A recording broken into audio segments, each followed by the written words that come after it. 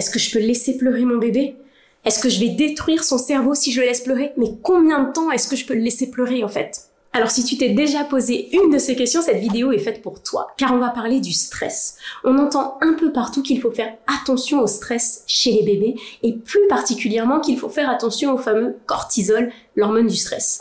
Aujourd'hui, j'ai envie qu'on entre un petit peu dans le détail. Tu le sais, les bébés n'ont pas la capacité à gérer leur stress de façon autonome, comme on pourrait le faire nous adultes en fait. Pareil, ils n'ont pas encore développé des mécanismes pour gérer leur stress. Par exemple, moi quand je suis stressée, je mets de la musique, je saute, je danse et puis au bout d'un moment ça passe. Difficile d'imaginer que bébé va nous dire « Maman, là je stresse parce que je pleure un peu trop, il faut peut-être que tu me mettes un peu de Mozart pour m'apaiser. » Tu vois ce que je veux dire? Certes, il faut faire attention à ce que bébé ne subisse pas trop de situations stressantes, mais et si c'était plus complexe que ça? Et si bébé avait besoin de stress? Et s'il y avait différents types de stress? Et c'est pour ça qu'aujourd'hui, j'ai envie de te parler des 3 différents types de stress. On aurait le stress positif, qui a une extrémité qui serait bien vert, tu vois. On aurait le stress tolérable, qui serait au milieu et qui serait plutôt orange. Et on aurait le stress toxique, qui serait à l'autre extrémité et qui serait rouge. La principale différence entre ces 3 différents types de stress, c'est la rapidité avec laquelle bébé est capable de retrouver son calme, ce qui dépend de 2 choses, de sa capacité à retrouver son calme et du fait que bébé est quelqu'un qui va l'aider à retrouver son calme. Les mêmes situations peuvent provoquer un stress tolérable ou un stress toxique. La différence va résider dans le fait que bébé a quelqu'un avec lui, un adulte, quand il est en train de vivre ce stress et si ce stress est ou non prolongé. Alors, rentrons maintenant dans le vif du sujet. Alors, on va commencer par le stress positif. Le stress positif, ça comprend les réactions aux expériences de vie qui, je te dirais, sont normales.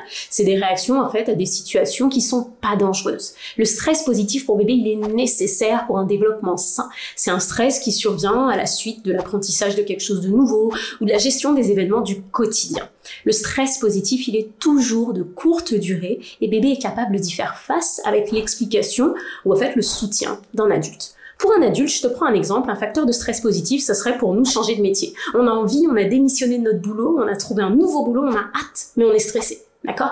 Donc c'est un stress qui va être positif parce que c'est un stress qui va nous permettre d'être plus concentrés, plus à l'affût, qui va nous permettre de nous adapter à cette nouvelle expérience, mais on est quand même un peu stressé. Pour les bébés, ils vivent au quotidien une bonne dose de stress positif. Pourquoi? Parce qu'ils doivent faire face à de nombreux changements, de nombreuses transitions qui font partie de leur vie quotidienne. Parce qu'ils sont pas maîtres de leur vie, en fait. Donc, ils doivent attendre que papa réchauffe le biberon. Il faut attendre qu'on vienne les chercher quand ils sont réveillés, quand ils sont dans un berceau. Ils doivent attendre lorsqu'ils ont envie d'un jouet qui est sur l'étagère, etc., etc.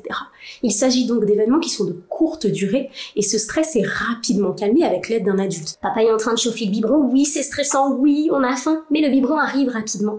Et papa est en train de potentiellement d'expliquer.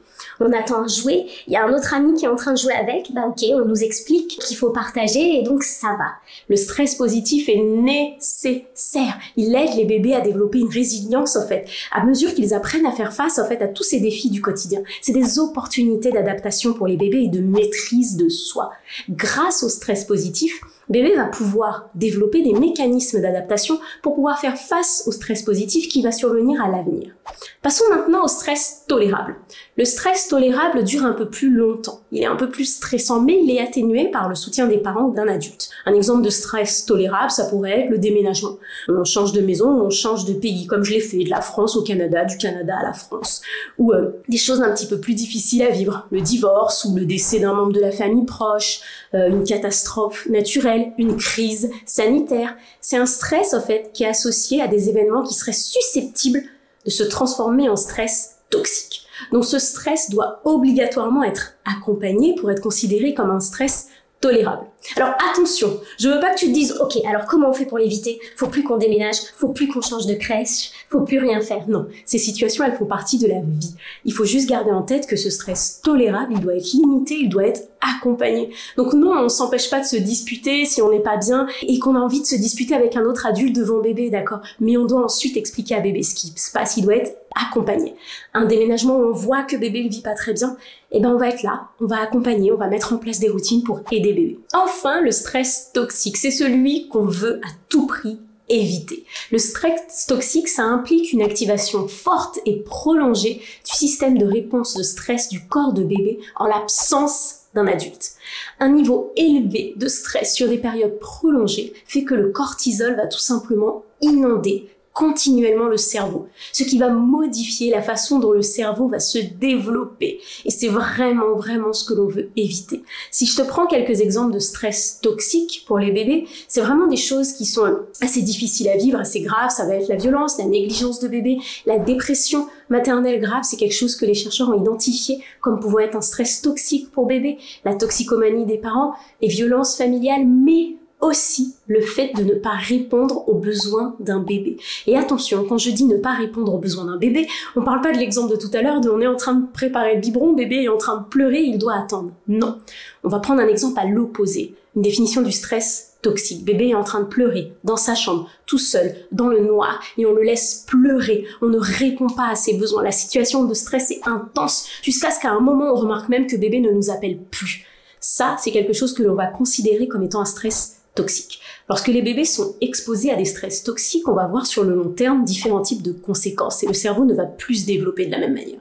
C'est pas le but de cette vidéo. Mais si je devais te donner quelques exemples, lorsqu'un bébé est exposé à un stress continu et prolongé, il y a une connectivité accrue dans les zones du cerveau qui vont activer et maintenir les réponses au stress. Donc c'est comme si bébé allait être tout le temps en alerte. Le système limbique devient câblé pour interpréter tous les événements auxquels bébé pourrait faire face, des événements normaux, et bien en fait bébé va être stressé face à ces événements normaux.